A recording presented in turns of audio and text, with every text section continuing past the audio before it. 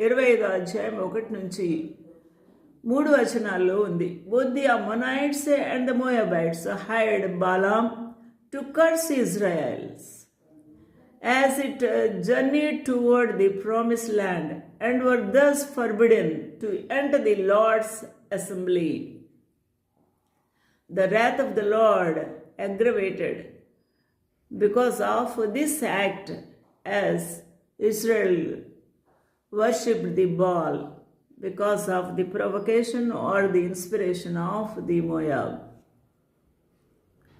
ఆ విధంగా వారు సంఖ్యాకాండం 25:1 చూసినప్పుడు యెహోవా మోషేకు ఇలాగ ఆజ్ఞయించెను, యాజకుడైన అహరోను మనవడు ఎలియాజరు కుమారుడైన పీనెహాసు ఇశ్రాయేలు షిత్తీములో దిగి ఉండగా ప్రజలు మోయాబు రాండ్రతో వ్యభిచారం చేయసాగారు.